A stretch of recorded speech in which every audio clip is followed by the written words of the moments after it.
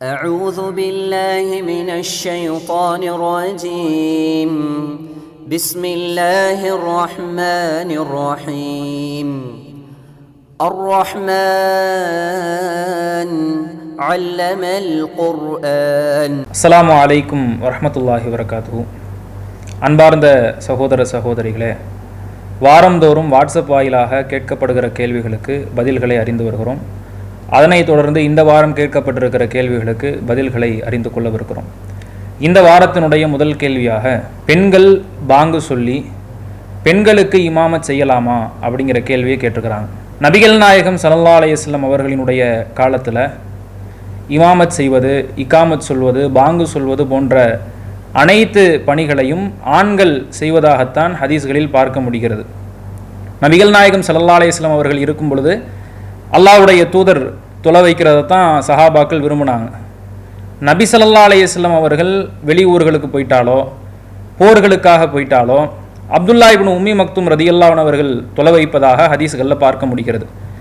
அதே போன்று பாங்கு, இகாமத்து உள்ளிட்ட பணிகளாக இருந்தாலும் பிலால் போன்ற சஹாபாக்கள் தான் செய்து வந்தார்கள்.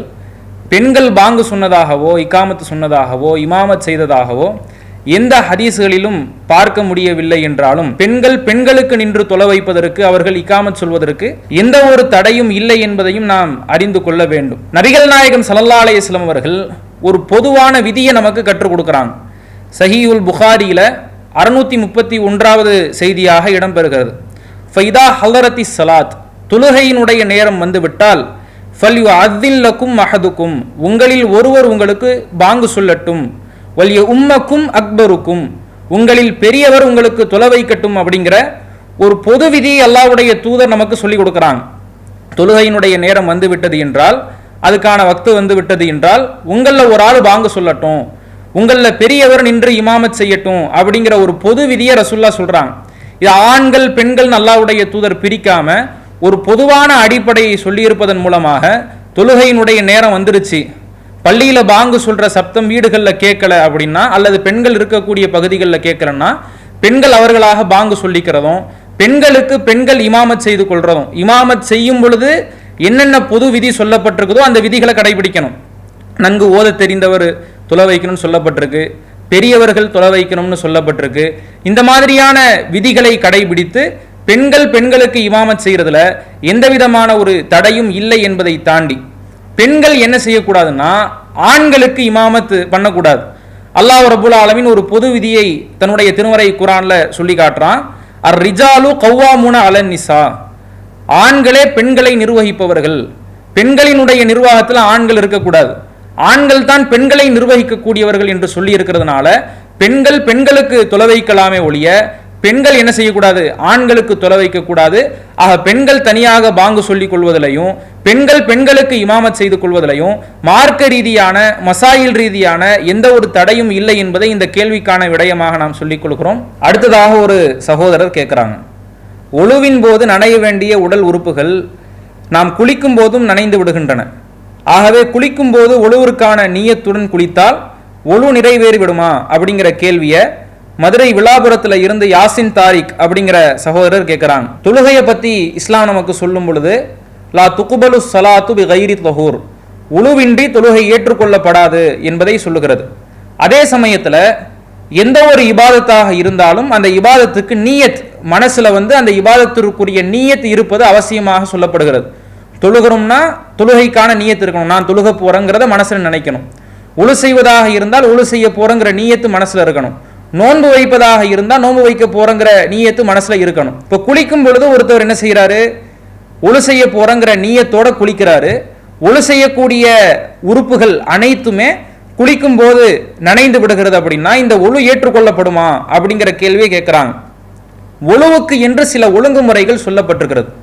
அந்த ஒழுங்குமுறைகளை என்ன செய்யணும், ஒழுவின் போது கடைபிடிக்கணும். குளிக்கிறதுக்கு முன்னாடியே நீயத்து வச்சுக்கிட்டு நம்ம அந்த குளித்தலோடு ஒழுவை கலந்து விட்டோம் என்றால் அந்த ஒழுங்குமுறைகளை என்ன செய்ய முடியாது, கடைபிடிக்க முடியாது.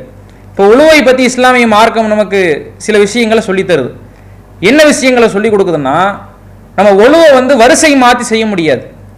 முதல்ல கையை கழுவணும், அடுத்து வாயை கொப்பளிக்கணும், மூக்குக்கு தண்ணீர் செலுத்தணும், பிறகு முகத்தை கழுவணும், அதற்கு பிறகு முழங்கை வரைக்கும் தண்ணீரை கொண்டு கையை கழுவணும். இப்படியான வரிசை முறைகள் நமக்கு வழிகாட்டப்பட்டிருக்கு. ஒழு சம்பந்தமான எந்த ஹதீஸ்களை நபிமொழிகளை எடுத்துக்கொண்டாலும் இந்த வரிசை மாற்றமாக என்ன செய்ய முடியாது, ஹதீஸ்களை பார்க்க முடியாது. அல்லாஹ்வுடைய தூதர் கை கழுவினார்கள், ஃபமல்மல வாய் கொப்பளித்தார்கள், வஸ்தன் சர மூக்கிற்கு தண்ணீர் செலுத்தினார்கள், மூக்கை சிந்தினார்கள், அப்படிங்கிற ஒரு வரிசையில தான் இந்த ஒழு சம்பந்தமான செய்திகளை பார்க்க முடிகிறதே ஒழிய வரிசை மாற்றமாக எந்த செய்திகளும் இடம்பெறாது. ஒழுவை வரிசை மாற்றமாகவும் செய்ய முடியாது. இதை இன்னும் பல செய்திகளில் இருந்து புரிந்து கொள்ள முடியலாம். ஒரு நபித்தோழர் என்ன செய்யறாங்கன்னா ஒழு செய்யறாங்க. ஒழு செஞ்சுட்டு வரும் பொழுது ஒரு நகம் அளவுக்கு உண்டான இடத்துல தண்ணீர் படலை. அப்ப ரசூல் ஸல்லல்லாஹு அலைஹி வஸல்லம் என்ன சொல்றாங்கன்னா, ஃபர்ஜி ஃபஹ்சின், நீ திரும்ப சென்று மறுபடியும் அழகா ஒழு செஞ்சுட்டு வா அப்படிங்கிறாங்க. ஏன் ரசூல்லா மறுபடியும் ஒழு செஞ்சுட்டு வர சொல்றாங்க? அந்த தண்ணி படாத இடத்துல மட்டும் ரசூல்லா என்ன செஞ்சிருக்கலாம், அந்த இடத்துல தண்ணியை ஊத்திட்டு வர சொல்லியிருக்கலாம். ஆனா அந்த இடத்துல மட்டும் தண்ணியை ஊத்துனா வரிசை மாறிவிடும் என்பதனால அல்லாஹ்வுடைய ரசூல் என்ன செஞ்சிருக்காங்கன்னா, போய் மறுபடியும் முதல்ல இருந்து ஒழு செஞ்சுட்டு வான்னு அனுப்புறாங்க. அப்போ ஒழுவருக்கு வரிசை அவசியம். ஒழு என்பது ஒரே ஒரு வணக்கம் அப்படிங்கிறதுனால, மொத்த வணக்கம் அப்படிங்கிறதுனால அதை வரிசையாக என்ன செய்யணும், அதை கடைபிடிக்கணும். ஆனா குளிக்கும் பொழுது இந்த நிலை தவறுவதை பார்க்கிறோம். குளிக்கும் போது நம்ம என்ன செய்வோம், முதல்ல தண்ணியை எடுத்து தலைக்கு ஊற்றுவோம் அல்லது மேலுக்கு ஊற்றுவோம். அவ முதல்ல கை நனைய வேண்டும், கையை கழுவ வேண்டும், வாயை கொப்பளிக்க வேண்டும், அடுத்து மூக்கிற்கு தண்ணீர் செலுத்த வேண்டும்ங்கிற அந்த வரிசை முறை குளிக்கும் போது இந்த ஒழுவை கலக்கிறதுனால இந்த ஒழுங்குமுறை பேணப்படாத நிலையை பார்க்கிறோம். அடுத்து பார்த்தீங்கன்னா ஒழு செய்யக்கூடிய உறுப்புகள் இருக்குல்ல, இந்த உறுப்புகளை அதிகபட்சம் 3 முறை என்ன செஞ்சுக்கலாம், கழுவிக்கலாம். 3 முறையை தாண்டி என்ன செய்ய முடியாதுன்னா அந்த உறுப்புகளை கழுவ முடியாது. ஒரு முறையோ அல்லது 2 முறையோ, அதிகபட்சமாக 3 முறை கழுவிக்கொள்ளலாம். ஆனா குளிக்கும் போது பார்த்தீங்கன்னா நம்ம மேலுக்கே என்ன செய்வோம், 10 வாட்டி தண்ணி ஊற்றுவோம், தலைக்கு ஒரு 10 வாட்டி தண்ணி ஊற்றுவோம்.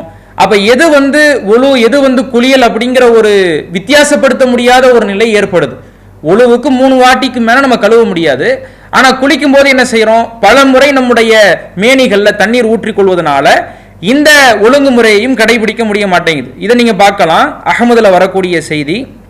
நபிகள் நாயகம் ஸல்லல்லாஹு அலைஹி வஸல்லம் அவர்கள் சொல்கிறார்கள், ஹாதல் வுது ஃபமன் ஸாதா அலா ஹாதா, ஒழு என்பது 3 முறை செய்யணும்.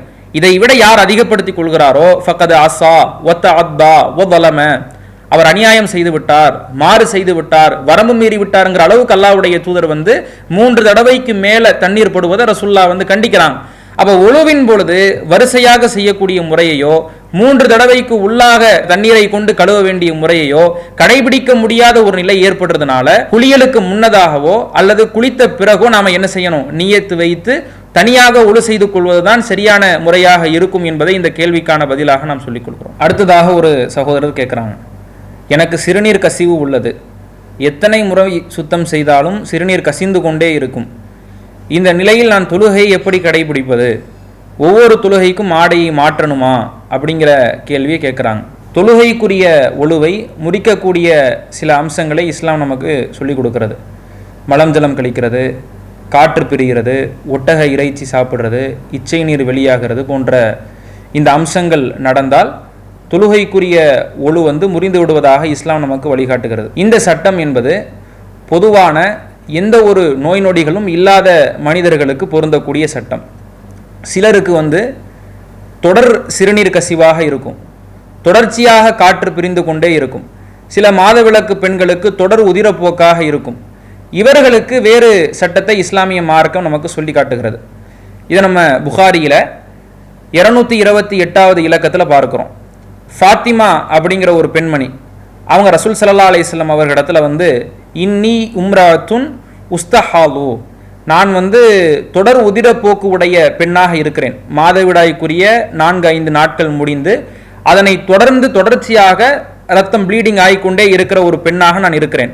ஃபலா அத்துஹுரு, நான் அதுக்காக வேண்டி தூய்மையாகுவது இல்லை, குளிக்கிறது இல்லை. அஃப அதவு சொலாத்த, நான் தொழுகையை விட்டுறணுமா, இதையும் மாதவிடாயாக கன்சிடர் பண்ணி தொழுகையை நான் விட்டுணுமா? ஏன்னா மாதவிடாய் பெண்களுக்கு தொழுகையிலிருந்து விலக்களிக்கப்பட்டிருக்கிறாங்க. அப்போ தொழுகையை விட்டுறணுமான்னு அந்த அம்மா கேட்குறாங்க. இப்போ கால ரசூலுல்லாஹி ஸல்லல்லாஹு அலைஹி வஸல்லம், லா, நீ தொழுகையை விடக்கூடாது. இன்னமா தாலிக்கு ஐருக்குன், அந்த தொடர் உதிரப்போக்கு என்பது ஒரு நோய் தான். வலைசபி ஹைலின், அது மாதவிடாய் அல்ல. மாதவிடாய் என்பது 4 நாட்களோ 5 நாட்களோ அதுக்குள்ள அந்த மாதவிடாய்க்குரிய நாள் முடிஞ்சிடும். அதற்கு பிறகு வரக்கூடிய இரத்தப்போக்கு என்பது அது ஒரு நோய் தான். அப்ப நீ தொழுகையை விடக்கூடாது. அப்ப என்ன செய்யணும்? ஃபைதா அக்பலத் ஹைலத்துக்கி, உனக்கு மாதவிடாய் காலம் ஏற்பட்டால் ஃபதஇ ஸலாத்த, அப்போது தொழுகையை விட்டுவிடு. வைதா அதுபரத், அது சென்று விட்டால் ஃபக்ஸிலி அன்கத்தம, இரத்தத்தை கழுவி விட்டு சும்ம சல்லி, பிறகு நீ தொழுது கொள். சும்மத்த வல்லஇ லிகுல்லி ஸலாத்தின் ஹத்தா யஜீஅ தாலிகல் வக்து, ஒவ்வொரு வக்து வரும் பொழுதும் அந்த தொழுகைக்காக வேண்டி நீ ஒழு செய்து கொள் அப்படிங்கிறாங்க ரசூலுல்லாஹ். அப்போ தொடர்ச்சியாக நோயின் காரணமாக மாதவிலக்கு காலம் முடிஞ்சு அடுத்து ஒரு குறிப்பிட்ட நாட்கள் என்ன ஆகுதுன்னா தொடர்ச்சியாக ரத்தம் போய்கொண்டே இருக்கிறது, உதிரப்போக்கு ஆகிக்கொண்டே இருக்கிறது. அந்த பெண்மணிக்கு ரசூல் ஸல்லல்லாஹு அலைஹி வஸல்லம் ஒரு சட்டத்தை சொல்றாங்க. இது ஒரு நோய் என்ற காரணத்தினால நீ இதுக்காக வேண்டி ஒவ்வொரு முறையும் நீ குளித்துக் கொள்ள வேண்டிய அவசியம் இல்லை.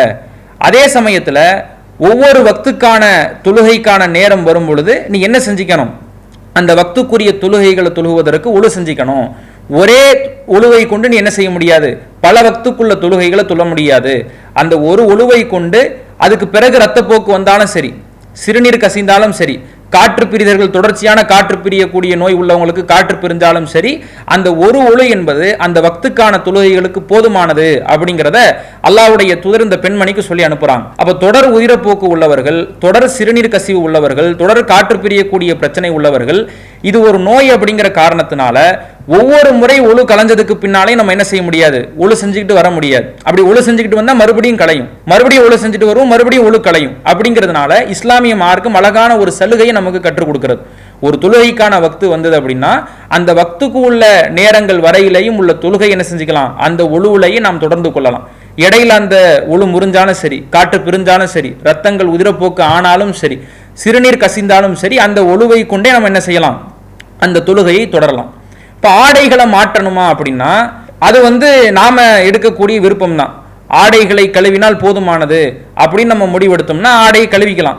இல்லை ஆடையை கழுவினாலும் அந்த சிறுநீர் கசிந்து கொண்டே இருக்கும், ஆடையை கழுவுறது எந்த ஒரு பிரயோஜனமும் இல்லைன்னு நம்ம நினைச்சோம்னா ஆடையை கழுவ வேண்டிய அவசியம் இல்லை. கழுவிக்கிட்டே இருந்தோம்னா மறுபடியும் கசிந்து கொண்டே இருக்கும், மறுபடியும் அசுத்தமாகிக்கொண்டே இருக்கும். அப்போ எத்தனை ஆடையை நம்ம மாத்துறது, எத்தனை ஆடையை நம்ம கழுவி கொண்டே இருக்கிறது. அப்ப சிரமத்திற்கு உட்பட்டே தவிர அல்லாஹ் சோதிக்க மாட்டான் அப்படிங்கிற அந்த அடிப்படையை கொண்டு ஆடைகளை தொடர்ச்சியா மாத்தணும், தொடர்ச்சியா கழுவிக்கிட்டே இருக்கணுங்கிற அவசியமும் இல்லை. தொழுகைக்கு நாம தயாராகும் பொழுது ஒரு ஒழுவை கொண்டே அந்த ஒரு வக்தில் உள்ள தொழுகைகளை தொழுது கொள்ளலாம் என்பதையும் இந்த புகாரியில இடம்பெற்றிருக்கக்கூடிய 228வது செய்தியை கொண்டு நாம் புரிந்து கொள்ளலாம் என்பதை இந்த கேள்விக்கான பதிலாக சொல்லிக் கொள்கிறோம். அடுத்ததாக ராமநாதபுரத்திலிருந்து நஜீபூர் அப்படிங்கிற சகோதரர் கேட்குறாங்க, ஹதீஸ் துறையில ஹசன் அப்படின்னா என்ன அப்படிங்கிற கேள்வி, ஹதீஸ் கலை சார்ந்த ஒரு கேள்வியை கேட்குறாங்க. ஹதீஸ் துறைகளில் ஒவ்வொரு செய்திகளையும் வெவ்வேறு வார்த்தைகளை கொண்டு என்ன செய்வாங்கன்னா எடை போடுவாங்க. சஹீஹ் அப்படிம்பாங்க, நம்பகமானது, லஈஃப் பலவீனமானது அப்படிம்பாங்க, ஹசன் அப்படின்ற ஒரு பிரிவு இருக்குது, இப்படி பல பிரிவுகள் இருக்குது.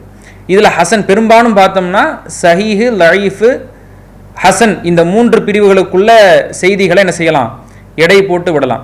இதில் ஹசன்னா என்ன அப்படிங்கிற கேள்வியை கேட்குறாங்க. ஆஃபில் இப்னு ஹஜர் அவங்க இந்த ஹசனுக்கான ஒரு வரைவிலக்கணத்தை சொல்கிறாங்க. ஹபருல் ஆஹாதி பி நக்லி அதுலின் தாமில் லபுத்தி முத்தசிலில் சனதி கைரி முஅல்லலின் வலா ஷாதின். ஒரு நம்பகமான ஹதீஸ் என்பது அதிலே நீதமான அறிவிப்பாளர்கள் இருக்க வேண்டும். அந்த அறிவிப்பாளர்களில் யாருமே நீதங்கள் குறைவாக இருக்கக்கூடாது. அந்த அறிவிப்பாளர்கள் எல்லாமே நீதமான அறிவிப்பாளர்களாக, நேர்மையான அறிவிப்பாளர்களாக இருக்க வேண்டும். அடுத்தது தாமில் லபுத்தி, திறன் முழுமையானதாக இருக்க வேண்டும். திறன் குறைவா, அடிக்கடி தவறு செய்யக்கூடியவராக, ஹதீஸ் துறைகளில் அடிக்கடி மிஸ்டேக் பண்ணக்கூடிய ஆளா, மனநத்திறனில் குன்றிய ஆளாக இருக்கக்கூடாது. அந்த மனநத்திறன் முழுமையான மனநத்திறனாக இருக்கணும். முத்தசிலி சனதி, சனதி இணைஞ்சிருக்கணும். அறிவிப்பாளர் தொடருக்கு இடையில ஒரு துண்டிப்பு இருக்கக்கூடாது. ஒருத்தர் ஒருத்தர்கிட்ட இருந்து செய்தியை கேட்டதாக சொல்றாருன்னா அவர் அந்த காலத்துல வாழ்ந்தவராக இருக்கணும். அந்த அவருக்கும் அவர் கேட்ட ஆளுக்கும் இடையில யாரும் விடுபட்டு இருக்கக்கூடாது. அப்ப அந்த அறிவிப்பாளர் தொடர், அந்த செயின் இருக்குல்ல, அந்த ரூட் யாருக்கு இடையிலையும் விடுபட்டு விட்டு இருக்கக்கூடாது. அந்த தொடர் இணைந்திருக்கணும் அப்படிங்கிறது 3வது நிபந்தனையாக சொல்றாங்க. கைரி முஅல்லலின், அதுல எந்த விதமான ஒரு குறைபாடுகளும் இருக்கக்கூடாது அந்த அறிவிப்புகள்ல. 5வது வலா ஷாதின், அந்த அறிவிப்புகளோ அந்த அறிவிப்பாளரோ ஷாதாக இருக்கக்கூடாது. ஷாத் அப்படின்னா நம்பகமானவர்களுக்கு முரணாக அறிவிக்கிறது. நம்பகமானவர்கள் ஒரு செய்தி அறிவிச்சிருப்பாங்க, அந்த செய்திக்கு இந்த செய்தி முரணாக இருக்கிறது, அல்லது அந்த செய்திக்கு முரணாக இந்த அறிவிப்புகளில் வரக்கூடிய அறிவிப்பாளர்கள் அறிவிக்கிறது.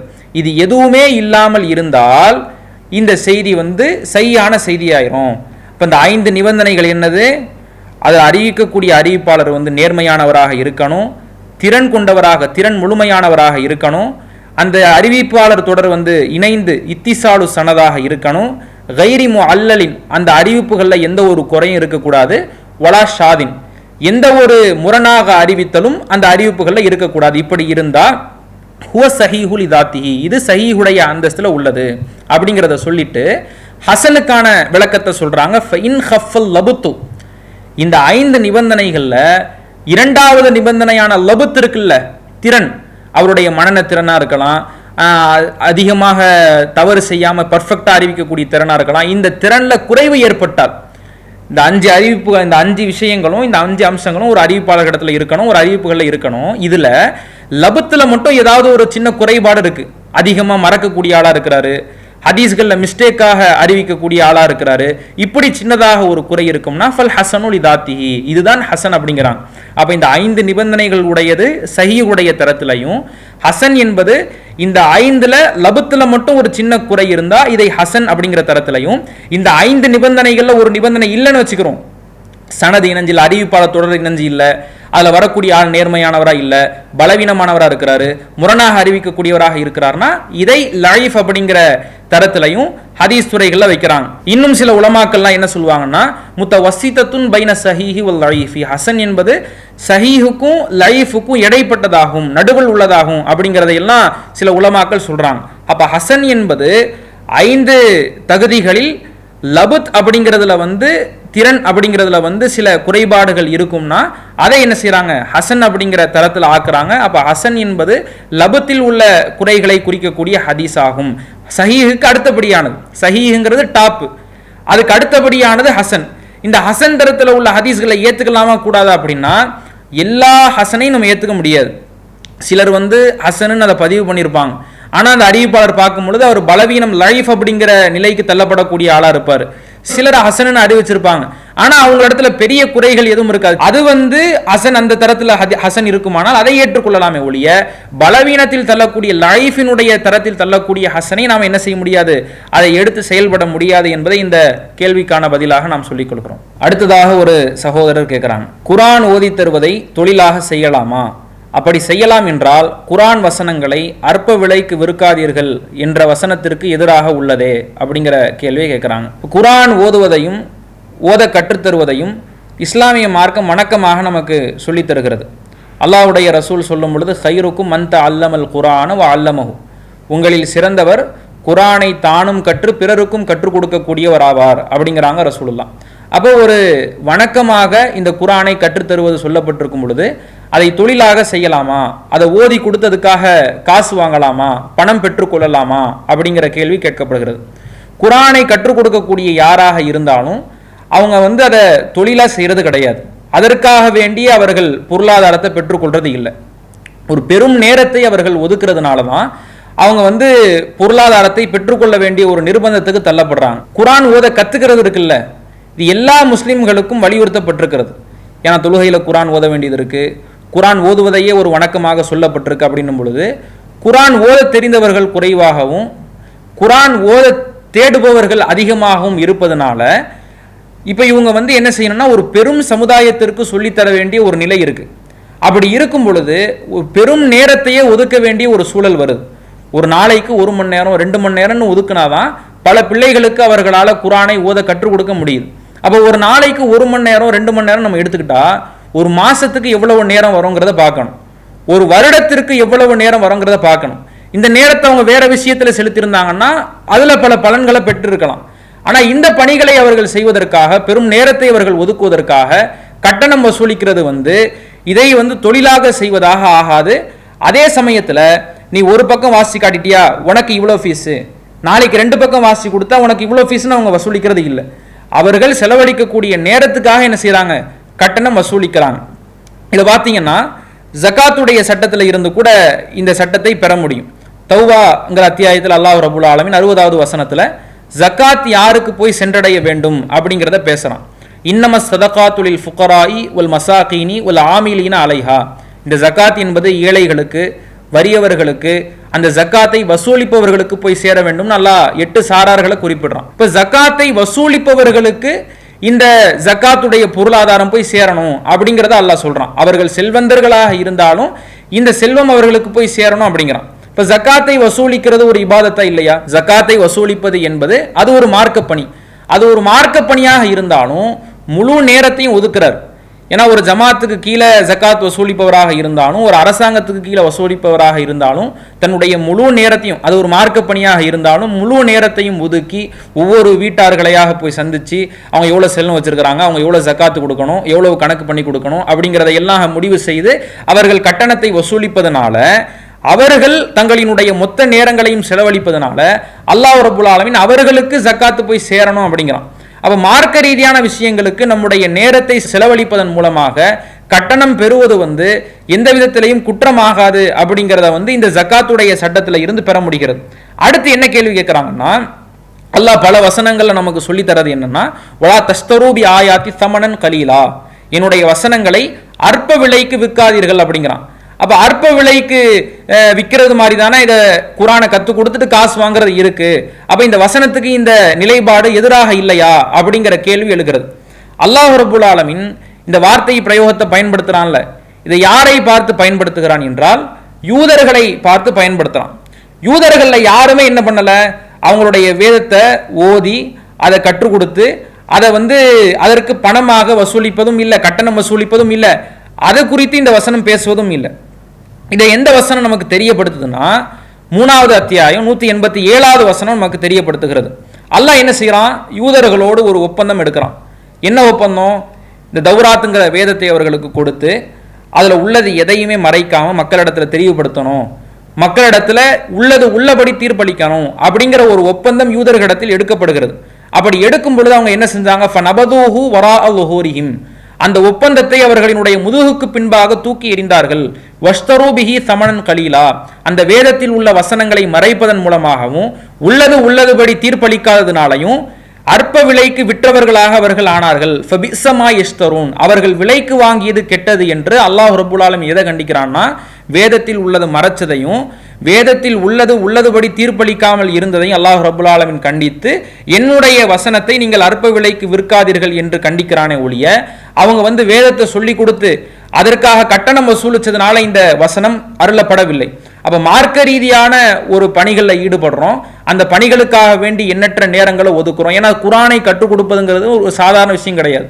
வேற ஒரு மொழியை கற்றுக் கொடுக்கணும், அந்த மொழியில இருக்கக்கூடிய வார்த்தைகள் பழகணும், அதற்கு டைம் எடுக்கும், நேரம் எடுக்கும். ஒரு நாளைக்கு 1 மணி நேரம் 2 மணி நேரம் டைம் ஆகும்.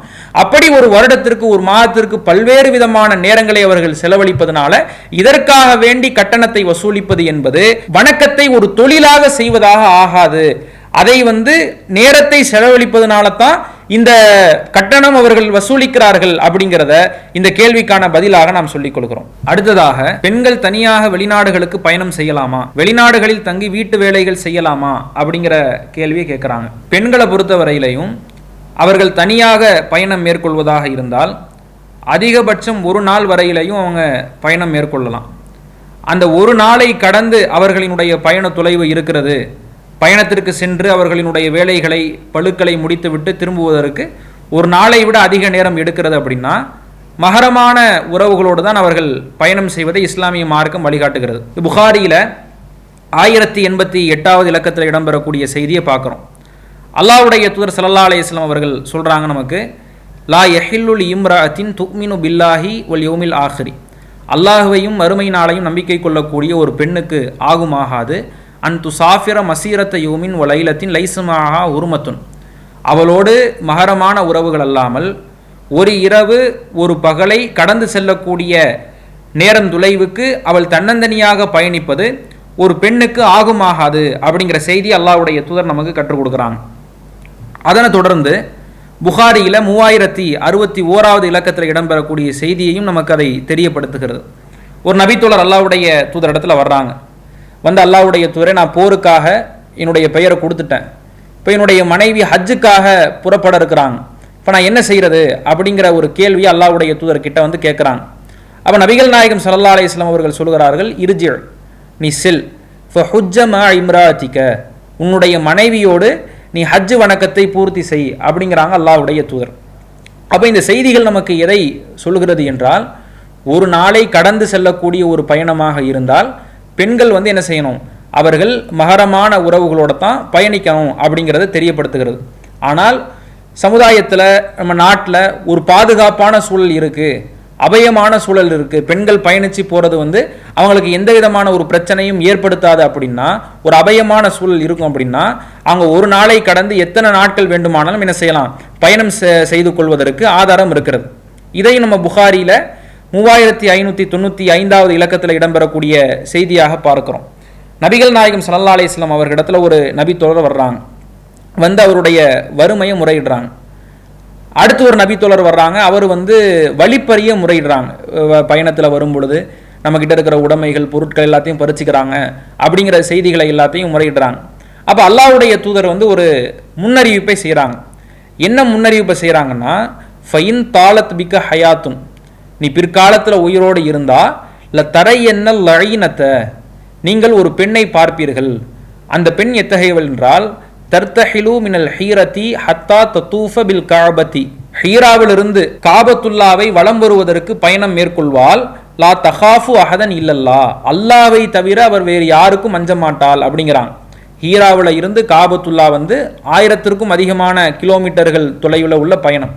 அங்கே பயணம் செஞ்சு வருவதாக இருந்தால் பல நாட்கள் அதை எடுத்துக்கொள்ளும். அப்போ அல்லாஹ்வுடைய தூதர் எப்படி சொல்கிறாங்கன்னா, ஒரு காலம் வரும், அந்த காலத்தில் வழிப்பறி இருக்காது, எந்த விதமான மனித உரிமைகளும் பறிக்கப்படாது, பெண்களுக்கு ஒரு பாதுகாப்பான நிலை இருக்கும். அப்படி அந்த நிலை நீடிக்கிற பொழுது காபத்துல்லாவை வலம் வருவதற்கு ஒரு பெண் பயணம் மேற்கொள்வாள். அப்படி மேற்கொள்ளும் பொழுது அல்லாவை தவிர அவர் வேறு யாருக்கும் அஞ்ச மாட்டாள் அப்படிங்கிறாங்க. அப்போ இந்த செய்தி நமக்கு எதை தெரியப்படுத்துகிறது என்றால், பெண்களுக்கு ஒரு அபயமான சூழல் இருக்கு, பாதுகாப்பான சூழல் இருக்குன்னா, ஒரு நாளை கடந்து உள்ள பயண தொலைவுகளாக இருந்தாலும் பெண்கள் பயணம் மேற்கொள்ளலாம் அப்படிங்கிறத நம்ம புரிய முடிகிறது. இப்போ அடுத்து என்ன கேட்குறாங்கன்னா, வெளிநாடுகளுக்கு சென்று வீட்டு வேலைகள் பெண்கள் செய்யலாமா அப்படின்னு கேட்குறாங்க. பொதுவாக வேலைகள் செய்கிறது, உழைக்கிறது, பொருளீட்டுறது, இதை பெண்களுக்கு தடை அப்படின்னு இஸ்லாமிய மார்க்கம் சொல்லலை. நபிகள் நாயகம் ஸல்லல்லாஹு அலைஹி வஸல்லம் அவர்களிடத்துல ஒரு பெண்மணி என்ன செய்கிறாங்கன்னா, ஒரு புர்தா சால்வையை அன்பளிக்கிறாங்க. அதை அன்பளிக்கும் போது என்ன சொல்றாங்கன்னா, நசஹ்துஹா பியதி யா ரசூலல்லாஹ், அல்லாஹ்வுடைய தூதரே, இதை நான் என்னுடைய கையால் நெசவு செய்து உங்களுக்கு கொடுத்துருக்கிறேன், சும்மா டெக்ஸ்டைல்ஸ்ல வாங்கி கொடுக்கல. அந்த துணி, அந்த நூலை எடுத்து நெசவு செய்து நெய்து அல்லாஹ்வுடைய தூதருக்கு அதை அன்பளிப்பு பண்றாங்க. அப்ப இந்த தொழில் அவங்களுக்கு தெரிஞ்சிருக்குன்னா, அப்ப அதை தொழிலாக, அதை ஒரு கலையாக கற்றுக்கொண்டாதான் என்ன செய்ய முடியும், அதை கற்றிருக்க முடியும், அதை செய்ய முடியும். அதே போல பாத்தீங்கன்னா, புகாரியில் வரக்கூடிய செய்தி 1466 இலக்கத்தில் இடம்பெறுகிறது. அல்லாஹ்வுடைய தூதர் ஒரு சொற்பொழிவில் பெண்களுக்கு தர்மத்தை பற்றி அறிவுறுத்துறாங்க. நீங்கள் உங்கள் அணிகலன்களை எல்லாம் கலட்டி தான தர்மங்கள் செய்யுங்க அப்படிங்கிறத வலியுறுத்துறாங்க. அப்படி வலியுறுத்தும் பொழுது ஜைனப் ரதியல்லாஹு அன்ஹா அல்லாஹ்வுடைய தூதர் இடத்துல ஒரு கேள்வியை கேட்குறாங்க. என்னுடைய பராமரிப்பில் தான் என்னுடைய அனாதை சிறுவர்கள் இருக்கிறாங்க, என்னுடைய கணவருக்கும் நான் தான் பொருளாதாரத்தை கொடுக்குறேன், செல்வத்தை செலவழிக்கிறேன். இப்படி இருக்கும் பொழுது நான் என்னுடைய கணவருக்கும் என்னுடைய உறவினர்களுக்கும் தர்ம பொருட்கள் வழங்குவது, அவர்களுக்காக செலவழிப்பது, இதுவும் தர்மத்தில் சேருமா அப்படிங்கிற கேள்வியை கேட்குறாங்க. அப்போ அல்லாஹ்வுடைய தூதர் சொல்கிறாங்க, லஹா அஜ்ரானி, அவர்களுக்கு 2 கூலி உண்டு, அஜ்ருல் கராபத்தி வ அஜ்ரு சதகத்தி, தர்மத்தினுடைய கூலியும் உண்டு, உறவுகளுக்கு தானே கொடுக்குறாங்க, கணவனுக்கு தானே கொடுக்குறாங்க, அப்ப உறவுகளை பேணிய நன்மையும் இருக்குங்கிறாங்க அல்லாஹ்வுடைய தூதர். அப்ப பெண்கள் சம்பாத்தியத்தை மேற்கொள்றதோ பொருளீட்டுறதோ எந்த விதத்திலையும் மார்க்கத்தில் என்ன செய்யப்படலை, தடுக்கப்படலை. ஆனால் வெளிநாட்டில் வீட்டு வேலைகளுக்காக செல்வது என்பது ஒரு பாதுகாப்பான ஒரு நிலை இல்லை. ஏன்னா பல ஆண்கள் டூரிஸ்ட் விசால வெளிநாடுகளுக்கு போகிறாங்க, ஒரு வேலைன்னு சொல்லி அழைச்சிட்டு போகிறாங்க, அங்கே போய் ஒட்டகம் வைக்கக்கூடிய நிலை நீடிக்கிறது. பல்வேறு விதமான ஆண்களினுடைய பாஸ்போர்ட்டுகள் பறிக்கப்பட்டு அவர்கள் துன்புறுத்தப்பட்டு அங்கேயே அகதிகளாக்கப்பட்டு அடிமைகளாக்கப்பட்டு இருக்கக்கூடிய நிலைகளை எல்லாம் பார்க்குறோம். அப்போ ஆண்களுக்கு இப்படியான ஒரு நிலை நீடிக்கும் பொழுது பெண்களாக இருக்கிறவங்க அவங்க அங்கே போனாங்கன்னா அவங்களுக்கு ஒரு பாதுகாப்பற்ற சூழல் ஏற்படலாம். இல்லை அங்கே நமக்கு தெரிஞ்சவங்க இருக்கிறாங்க, நம்ம வர்க்கர் விசால போகிறோம், அரசாங்கத்தினுடைய பாதுகாப்பு இருக்குது, நமக்கு ஏதாவது ஒரு பிரச்சனைனா முறையிடுவதற்கான சுதந்திரம் இருக்குது அப்படின்னு நம்ம நினச்சோம், அங்கே பாதுகாப்பு இருக்குன்னு நம்ம நினச்சோம்னா நம்ம என்ன செய்யலாம், தாராளமாக பயணம் செய்து வேலைகளை பார்க்கலாம். ஆனால் ஒரு பாதுகாப்பற்ற சூழல் இருக்குது, ஒரு டூரிஸ்ட் விசால போய் யாரையோ ஒருத்தரை நம்பி நம்ம அங்கே வேலை பார்க்க போகிறோம் அப்படின்னு இருந்தால் அங்கே நமக்கான பாதுகாப்பற்ற சூழல் இருக்கும் பொழுது, அச்சுறுத்தக்கூடிய ஒரு நிலை நீடிக்கும் பொழுது அந்த மாதிரியான பயணங்களையும் அந்த மாதிரியான வேலைகளையும் பெண்கள் தவிர்த்துக் கொள்வது அவர்களுக்கு நல்லது என்பதை இந்த கேள்விக்கான பதிலாக நாம் சொல்லிக் கொள்கிறோம். அடுத்ததாக ஒரு ஹதீஸை அனுப்பியிருக்கிறாங்க. இந்த ஹதீஸ் லஈஃபான ஹதீஸ் என்று எனக்கு புரிகிறது. ஆனால் என் நண்பர்கள் மற்றும் சிலர் இந்த துஆவை ஓதுவது சிறப்பு மிக்கது என்று சொல்கிறார்கள். அவர்களுக்கு என்னால் புரிய வைக்க முடியவில்லை. எனக்கு விளக்கம் வேண்டும் அப்படிங்கிற விளக்கத்தை கேட்குறாங்க. அதாவது ஒரு செய்தி அனுப்பியிருக்கிறாங்க. இந்த செய்தி முஸ்னத் பஸார், முஸ்னத் அஹ்மது, பைஹக்கியினுடைய தாவாத்துல் கபீர், அதே போல் தப்ரானியினுடைய முஅஜமுல் அவுசத் போன்ற கிரந்தங்களில் இடம்பெறுகிறது. என்ன செய்தி அனுப்பியிருக்கிறாங்க அப்படின்னா, கான இதா தஹல ரஜப, நபி ஸல்லல்லாஹு அலைஹி வஸல்லம் அவர்கள் ரஜபுடைய மாதத்தை அடைந்தால் கால சொல்வார்கள், அல்லாஹும்ம பாரிக் லனா ஃபி ரஜப ஒ ஷாபான ஒ பல்லிகுனா ரமலான, இறைவா ரஜபுடைய மாதத்திலும் ஷாபானுடைய மாதத்திலும் எங்களுக்கு பரக்கத்து பொழிவாயாக, ஒ பல்லிகுன ரமலான, ரமலானை எங்களை அடையச் செய்வாயாக அப்படிங்கிற துவாவை அல்லாஹ்வுடைய தூதர் கேட்பதாக இந்த கிரந்தங்களில் இந்த செய்திகள் இடம்பெறுகிறது. இந்த எல்லா அறிவிப்புகள்லையுமே ஜாயிதா பின் அபிர் ருகாத் அப்படிங்கிற அறிவிப்பாளர் இடம்பெறுகிறார். இவரை குறித்து பல்வேறு விதமான அறிஞர்கள் விமர்சனம் பண்ணியிருக்கிறாங்க. இமாம் புகாரி அவர்கள் சொல்லும் பொழுது முன்கருல் ஹதீஸ், இவர் ஹதீஸில் நிராகரிக்கப்பட வேண்டியவர் அப்படிங்கிறாங்க. இமாம் அபூதாவத் அவர்கள் சொல்லும் பொழுது லா ஆரிஃபு ஹபரஹு, இவருடைய செய்தியை நான் அறிந்ததே இல்லை அப்படிங்கிறாங்க. அதே போல் அபு அஹ்மது அல் ஹாக்கிம் அவர்கள் சொல்லும் பொழுது லைசபில் காயிம், இவர் உறுதியானவர் இல்லை அப்படிங்கிறாங்க. அதே போல் இமாம் நசாயி அவர்கள் சொல்லும் பொழுது முன்கருல் ஹதீஸ், அதே மாதிரி ஹதீஸில் இவர் நிராகரிக்கப்பட வேண்டியவர் அப்படிங்கிறாங்க. அதே போல் குணாங்கிற கிதாபில் சொல்லும் பொழுது லைசபி சிக்கத்தின், இவர் நம்பகமானவர் இல்லை அப்படிங்கிறாங்க. இப்படி பல்வேறு அறிஞர்கள் இந்த அறிவிப்பாளரை விமர்சிச்சிருக்கிறதுனால இந்த ஹதீஸை நாம் என்ன செய்ய முடியாது, ஆதாரமாக எடுத்துக்கொண்டு நடைமுறைப்படுத்த முடியாது. இப்போ இது பலவீனமான ஹதீஸாக இருந்தாலும் என்னுடைய சகோதரர்களுக்கு, நண்பர்களுக்கெல்லாம் இதை கடைபிடிக்க கூடாதுன்னு எப்படி புரிய வைக்கிறது அப்படிங்கிறத கேட்குறாங்க. அல்லாஹ் ரப்புல் ஆலமீன் தன்னுடைய திருமறை குர்ஆனில் ஒரு செய்தியை நமக்கு சொல்கிறான். யா அய்யுஹல்லதீன ஆமனு, ஈமான் கொண்டவர்களே, இன்ஜா அக்கும் ஃபாசிக்கும் பி நபைன் ஃபத்தபையனு அன் துசீபு கௌமன் பி ஜஹாலத்தின், ஒரு பாவி, ஒரு பலவீனமானவர் உங்களிடத்தில் ஒரு செய்தியை கொண்டு வந்தால் அதை கொண்டு மக்களுக்கு நீங்கள் தீர்ப்பளிப்பதற்கு முன்பாக அதை நீங்கள் தெளிவுபடுத்தி கொள்ளுங்கள். யாரோ ஒருத்தவங்க சொல்றதை கேட்டு அதை நீங்கள் தீர்ப்பளிச்சிடாதீங்க, அதை நடைமுறைப்படுத்தி விடாதீர்கள் என்று அல்லாஹ் ரப்புல் ஆலமீன் 49வது அத்தியாயத்தில் 6வது வசனமாக நமக்கு குறிப்பிடுகின்றான். அப்போ இந்த வசனம் நமக்கு எதை சொல்லுது அப்படின்னா, ஒரு செய்தியை ஒரு பலவீனமானவர் கொண்டு வர்றார், ஒரு பாவி கொண்டு வர்றார், இவர் தப்பானவர், இவர் சொல்கிற செய்தி சரியில்லை அப்படின்னு நமக்கு தெரியும் பட்சத்தில் அதை நம்ம என்ன செய்ய முடியாது, அமல்படுத்தவே முடியாது. இப்போ சாதாரணமாக நீங்கள் உலக விஷயத்தில் எடுத்துக்கோங்களேன். உலக ரீதியான ஒரு விஷயத்தை ஒரு நம்பகமற்றவர் சொல்கிறாருன்னா நம்ம என்ன செய்வோம், அது உண்மையாக இருக்கா, அப்படி நடந்துச்சா, அது சரியானதா, இவர் சொல்கிறது உண்மையாங்கிறத 1000 முறை என்ன செய்வோம், ஆய்வு செய்யும். இதுவே மார்க்க ரீதியாக ஒரு விஷயம் சொல்லப்படும் பொழுது அதை விட என்ன செய்யணும், ஒரு கூடுதல் கவனத்தோடு, ஒரு கூடுதல் பேணுதலோடு நாம் எடுத்துக்கொள்ளணும். ஏன்னா ஹதீஸ்களை பொறுத்த வரைக்கும் ஆரம்ப காலகட்டத்தில் என்ன செய்யப்படலைன்னா, ஹதீஸ்கள் எழுதப்படலை, பிற்காலத்தில் தான் அது எழுதப்பட்டுச்சு. ஏன் எழுதப்பட்டுச்சு அப்படின்னா, ஒவ்வொருத்தவங்களும் ரசூல்லாவுடைய பேரில் கட்டுக்கதையை கட்டவிழ்க்க ஆரம்பிக்கிறாங்க. ஒவ்வொருத்தவங்க ரசூல்லா அப்படி சொன்னாங்க, ரசூல்லா இப்படி சொன்னாங்கன்னு ஒவ்வொருத்தவர்களும் இஷ்டத்துக்கு செய்திகளை சொல்கிறாங்க. அதற்கு பிறகு தான் ஹதீஸ்கள் எழுதப்பட்டு அந்த ஹதீஸ்களுக்கு அறிவிப்பாளர் தொடர்கள் ஏற்படுத்தப்படுகிறது. ஒரு ஹதீஸை சொல்கிறதா இருந்தால் அந்த ஹதீஸை யார் சொல்கிறா, யாருக்கிட்ட இருந்து கேட்டு அறிவிக்கிறா, அவர் நம்பகமான ஆளா, முரணாக அறிவிக்கக்கூடிய ஆளா, இவங்களை அந்த 2 அறிவிப்பாளர்களுக்கு இடையில கால இடைவெளி எப்படி இருக்கு, இவர் மௌத்தான பிறகு இவர்கிட்ட இருந்து இவர் கேட்டு அறிவிக்கிற மாதிரி அறிவிக்கிறாரான்னு இவ்வளவு பெரிய ஆய்வுகள் அதற்கு பிறகு செய்யப்படுகிறது. இன்னும் கூடுதலாக நாம சொல்வதாக இருந்தால், நபிகள் நாயகம் ஸல்லல்லாஹு அலைஹி வஸல்லம் அவர்களினுடைய செய்திகளை பாதுகாக்கிறதுக்கு, நபிமொழிகளை பாதுகாக்கிறதுக்கு பலாயிரக்கணக்கான அறிவிப்பாளர்களினுடைய வரலாறுகள் பாதுகாக்கப்பட்டிருக்கு. ரசூல்லா இப்படி சொன்னாங்க, இப்படி செஞ்சாங்கன்னா கேட்டுட்டு அதை நடைமுறைப்படுத்துறது கிடையாது. அந்த அறிவிப்பாளர்களில் யாராவது பலவீனமானவங்க இருக்கிறாங்களா, அவங்கள குறித்து அந்த மக்கள் என்ன சொல்லியிருக்கிறாங்க, பொய்யர்னு சொல்லியிருக்கிறாங்களா, இட்டு கட்டக்கூடியவர்னு சொல்லியிருக்கிறாங்களா, பலவீனமானவர்னு சொல்லியிருக்கிறாங்களா, இல்லை அதிகமாக மறதி ஒரு மூளை குழம்பிருச்சு அப்படின்னு சொல்லியிருக்கிறாங்களான்னு இவ்வளவு தகவல்களையும் பலாயிரக்கணக்கான அறிவிப்பாளர்கள் குறித்து பலாயிரக்கணக்கான நூல்களில் எழுதப்பட்டிருக்கு. இந்த ஒற்றை வசனம் தான் அடிப்படை. உங்கள் இடத்துல ஒரு பாவியோ ஒரு பலவீனமானவரோ ஒரு செய்தியை கொண்டு வரும் பொழுது அதை நீங்கள் தெளிவுபடுத்தி கொள்ளுங்கள். அதை நீங்கள் மூடத்தனமாக மக்களுக்கு அதை நீங்கள் நடைமுறைப்படுத்தி விடாதீர்கள், அல்லாஹ் ரப்புல் ஆலமீன் கண்டிக்கிறான். அப்போ இதை அடிப்படையாக கொண்டு ஒரு பலவீனமான அறிவிப்பாளர் ஒரு செய்தியில இடம்பெற்று அந்த செய்தி நமக்கு வந்தது என்றால் அதை நாம என்ன செய்யவே முடியாது, அதை அமல்படுத்தவே முடியாது. இன்னும் நீங்க பாத்தீங்கன்னா இமாம் புகாரி அவர்கள்லாம் 7 லட்ச நபிமொழிகளை பெறாங்க. ஒவ்வொரு ஊர்களுக்கா போய் லட்சக்கணக்கான நபிமொழிகளை திரட்டுறாங்க. அதுல மிகுதி தகுதி படைத்த ரொம்ப சொற்ப நபிமொழிகளை, ஒரு 7000 சொச்ச நபிமொழிகளை தான் ரொம்ப நம்பகமானதா இருக்கு, ஆதாரபூர்வமானதா இருக்குன்னு பதிவிடுறாங்க. அதே போல இமாம் முஸ்லீம் அவர்களை எடுத்துக்கிட்டாலும் 3 லட்சம் நபிமொழிகளை என்ன செய்யறாங்கன்னா மனனம் பண்றாங்க. அது பல ஊர்களுக்கு சென்று போய் கேட்டு அதை பெறாங்க. இவ்வளவு கஷ்டப்பட்டு கேட்டதுனால எல்லாத்தையும் என்ன செய்யல, அவங்க பதிவிடல.